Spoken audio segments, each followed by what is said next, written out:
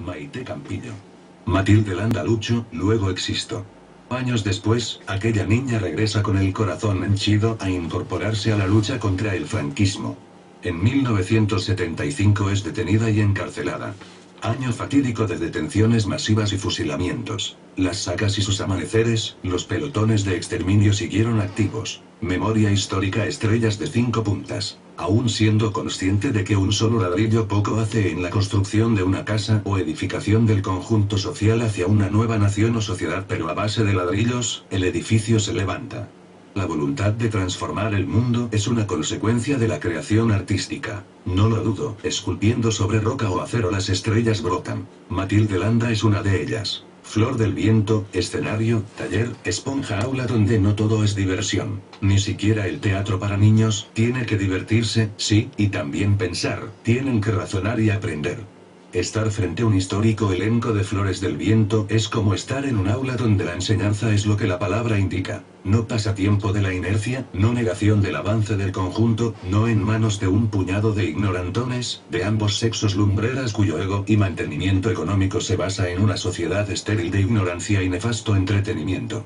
Como humo entre dedos, el telón se cierra y las butacas van quedando vacías. Matilde Landa fue protagonista de la buena educación en aulas y conferencias.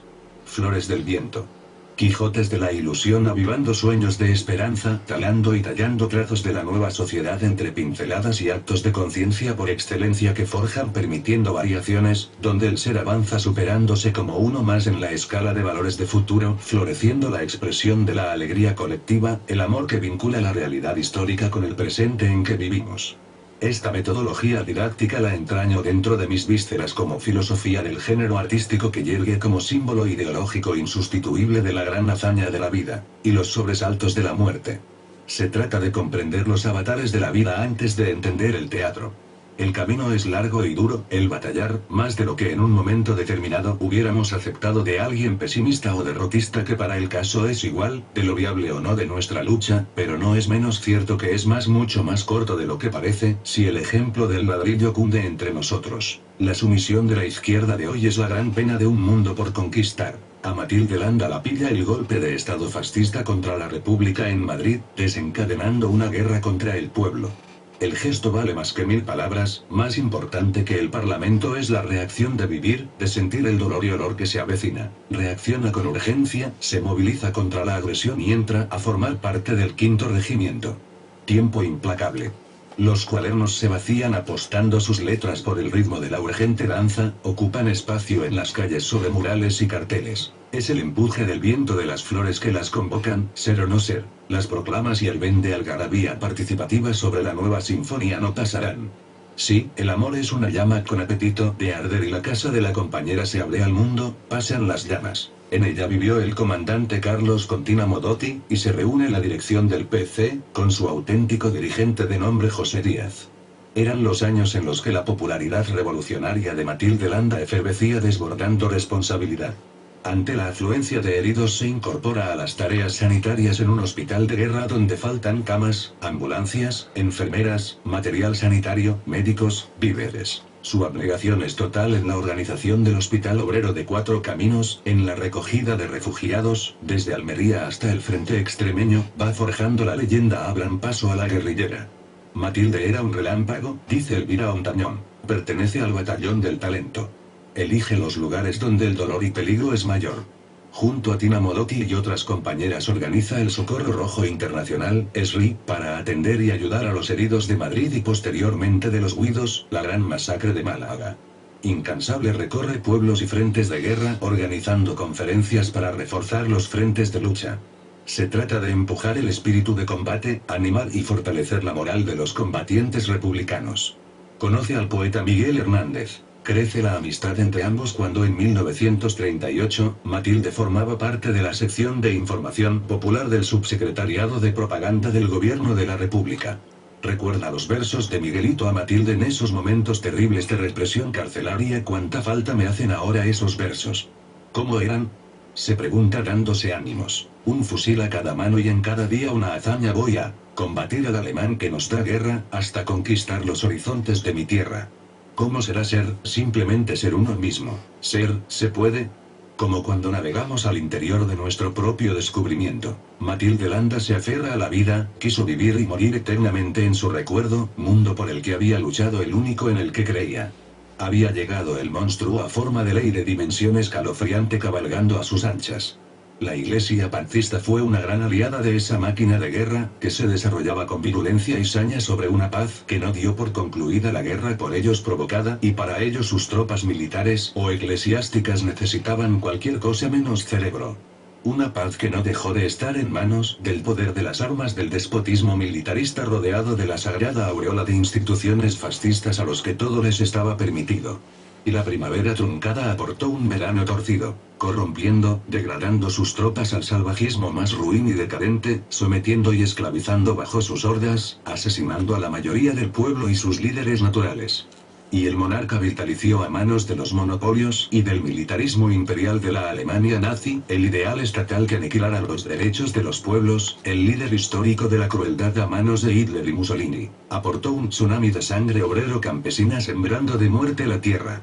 Eran tiempos de dolor, de paseos a la muerte en una época en que se agudizaba la lucha contra el capitalismo militarista de las potencias europeas, por donde se filtraba el capital financiero, destructor de nuestros campos de cosecha y formas de vida humana que bañaban la ciudad de una futura industria, riéndose de sus derechos y su justicia. Todo estaba planificado para aniquilar la República. ¿Hasta cuándo los malos seguirán siendo feos y apestosos? ¿Serán acaso comunistas o anarquistas de la columna Durruti?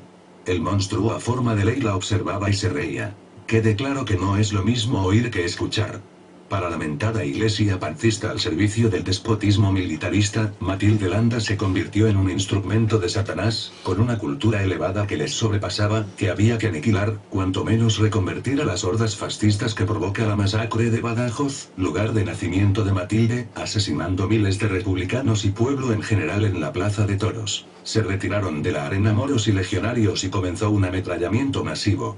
Durante largo rato silbaron las balas, hasta el extremo de que los tiradores fueron reemplazados en varias ocasiones. No más de 2 o 3 personas sobrevivieron de las más de 4000 que se hacinaban en el foso y que fueron a parar a fosas comunes. Al amanecer del día 15, se volvió a llenar la plaza de prisioneros y hacia las 6 de la mañana comenzó un nuevo tiroteo de ametralladoras que duró 2 horas. Hay estudios que estiman unos 7000 o más en los 2 días, y las tropas franquistas de Yagüe que no hubo tal matanza. Varias decenas de guerrilleros fueron asesinados en la catedral ante el altar mayor. Mario Neves, corresponsal del Diario de Lisboa, narra el terror vivido aquellos 2 días de agosto de 1976. Quiero dejar Badajoz cueste lo que cueste, lo más rápido posible y, prometiéndome a mí mismo que no volveré nunca. Por mucho que me mantenga en la vida periodística, jamás se me presentará acontecimiento tan impresionante como el que me ha traído a estas tierras ardientes de España y que ha logrado destemplar completamente mis nervios.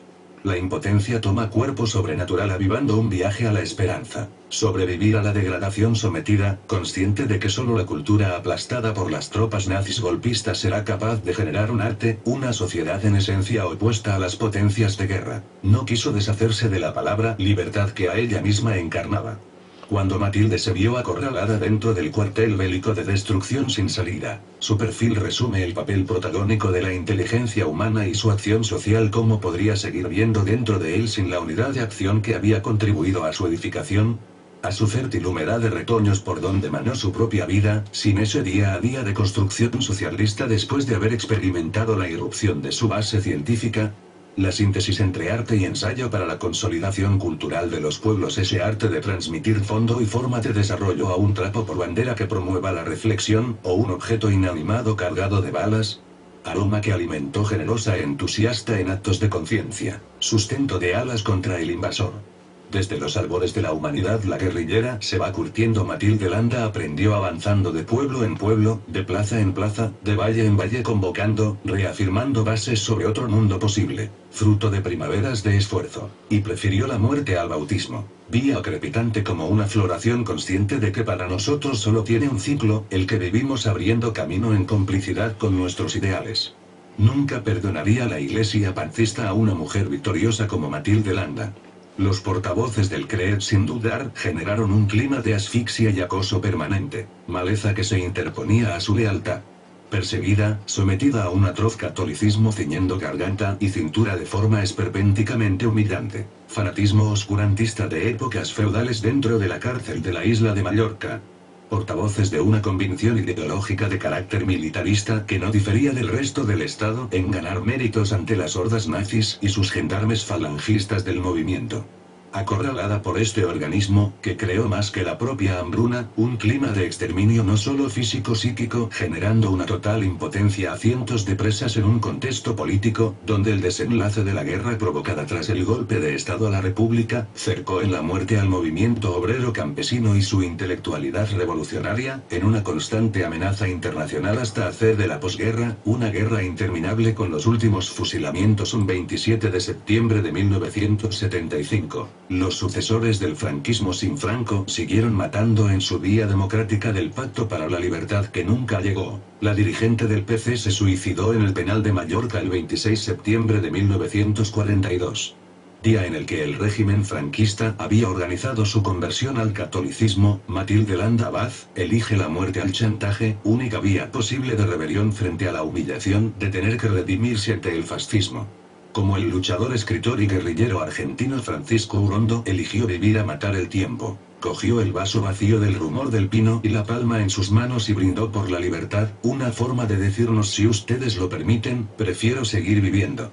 Antes de suicidarse escribió una carta a su hijita donde, de manera encubierta, se despide de ella rogándole perdón. La ceremonia de su bautizo ya estaba preparada. Esta carta no te va a llegar nunca. Y no es porque el tiburón la vaya a hacer trizas, sino porque apenas me quedan fuerzas ya para seguir convirtiendo esta cárcel de la calle Salas en el antiguo asilo de ancianos desde cuyo piso alto admiro las agujas de la catedral y me llega el rumor de la palmera y el pino, que conversan en su lenguaje de vida vegetal de patio a patio. Hoy es el gran día, dicen. Doña Bárbara, otras señoras de Acción Católica y las monjitas andarán relamiéndose con el triunfo. El dolor del pecho no me deja pensar, Carmencilla, pero no creo que el aceite alcanforado alivie mi sufrimiento, porque otro dolor, más hondo, es el que me acucia. No puedo ver sin llorar los rostros de esos niños a los que amenazan con dejar sin leche si yo no me convierto. Tú sabes, Carmencilla, lo mucho que me preocupan los niños, los más desgraciados, con sus corazoncitos, tan sensibles y tan a merced de los caprichos de los mayores. No puedo aceptarlo. ¿Sería como prostituirme? ¿Será lo mío un capricho? Espero que me sigas queriendo y que te acuerdes de mí a pesar de lo que te cuenten. Se va haciendo tarde, Carmencilla. Oigo ruido de motores y verjas que se abren. Y cuentan que cuando terminó de escribir la misiva la metió en un sobre azul y después la colocó en su pecho. Mientras comenzaban a llegar los coches oficiales que acarreaban a los verdugos y sus cómplices, trepó hasta la segunda galería de la cárcel dejándose caer. Eran poco más de las 6 de la tarde.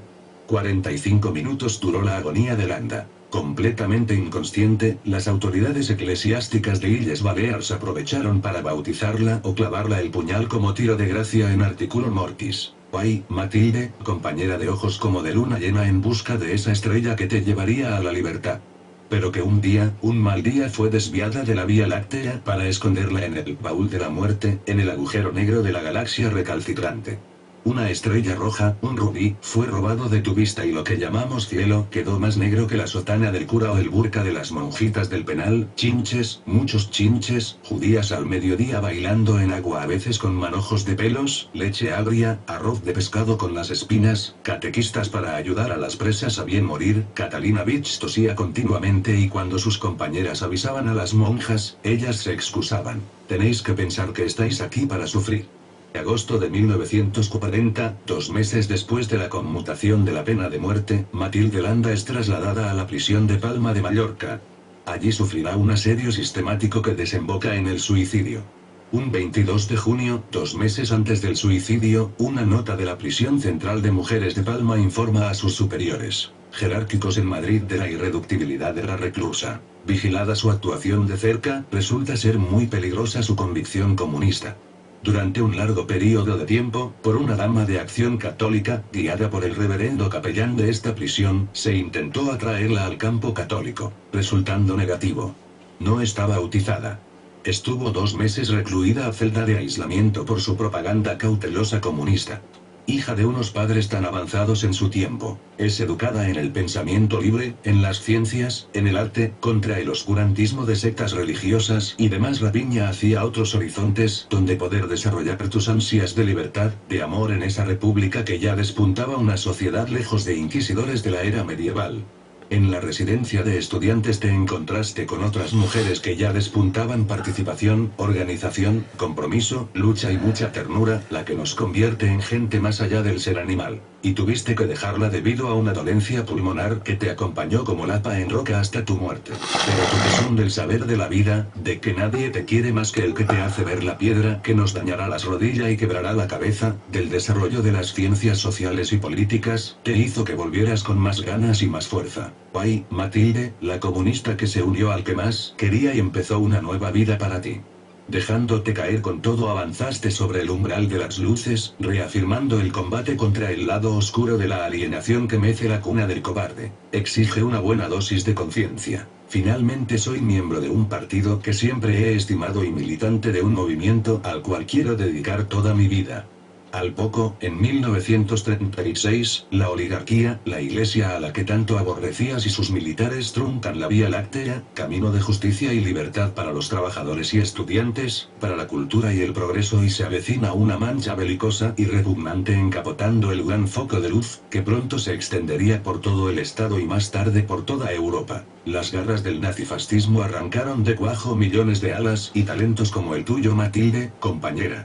Porque una cosa es el progreso y la otra es la explotación, y porque lo verde de la hoja de las flores del viento está tras la enigmática espiral que marca los nuevos momentos que ayudan a saltar con luz propia los sentimientos. Aunque para ello tus ojos de luna llena tuvieran que apagarse como una bombilla, de corazones dispuestos a construir una sociedad libre de opresión que romperían con el silencio del crimen organizado. Porque una cosa es morirse de dolor, y otra bien diferente es morirse de vergüenza, como diría el poeta Mario Benedetti, uno no siempre hace lo que quiere. No, uno no siempre puede, por eso estamos así mirándote, mirándonos, añorando el sudor de tus poros de valentía y coraje, tu humedad que se resiste a la sequedad y el silencio oscuro de la muerte, por eso estoy así pensando, sintiendo y hasta afirmando. Febrero de 1939. Cae Cataluña, a la República le quedan días. La mayor parte de los dirigentes del Frente Popular van al exilio.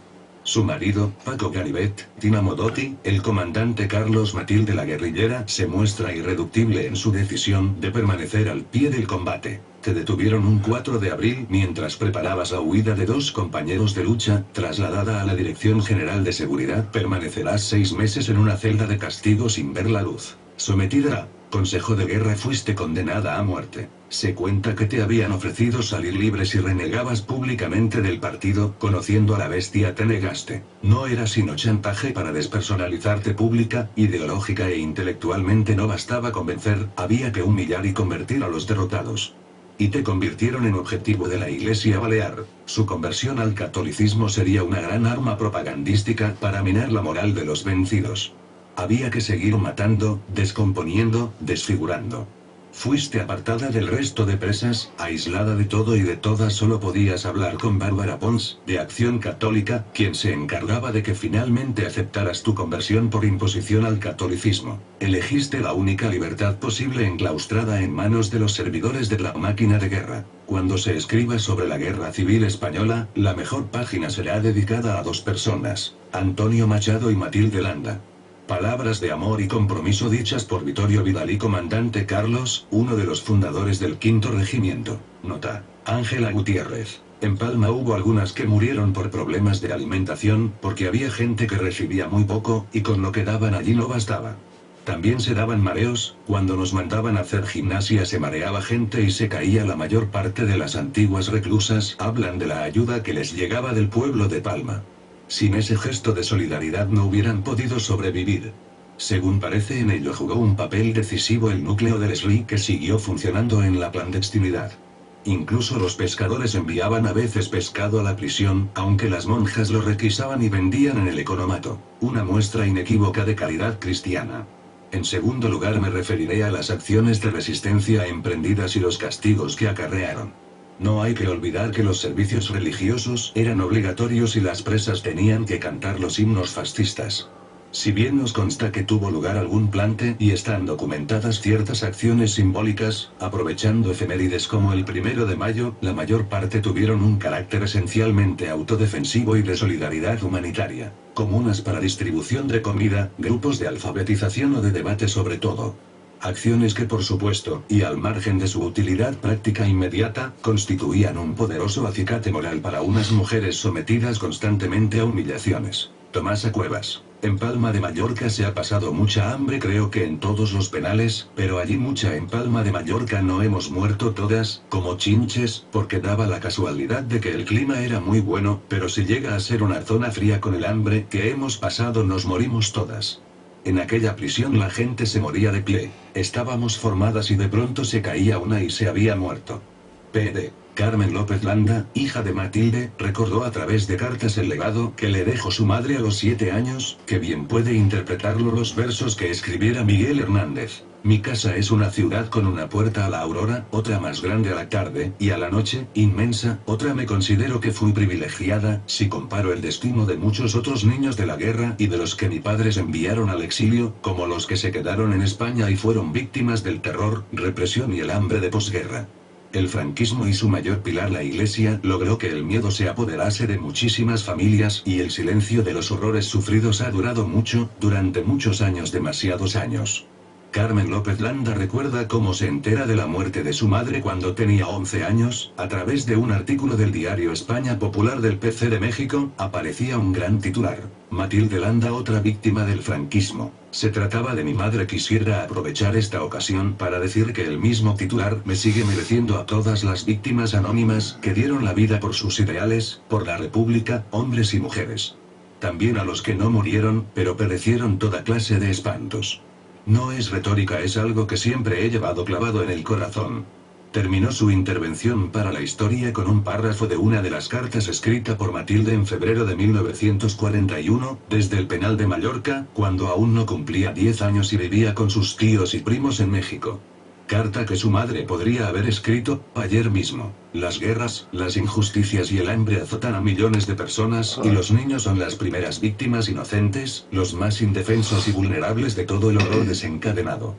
Carmencilla querida, cuánto me alegra que estés bien y contenta, el hecho que tú hayas tenido la suerte de que te rodeen personas que te quieren tanto y se ocupan tantísimo de ti, no te haga ser egoísta y olvidar a los niños que han tenido menos suerte que tú. Piensa en ellos y no olvides sobre todo a los que han dejado sin padres, estos son los más desgraciados y los que merecen nuestra mayor atención. Creo que no olvidarás y quisiera que todos los días hicieras algo por ellos. Esto no es sentimentalismo ni caridad, sencillamente es tu obligación.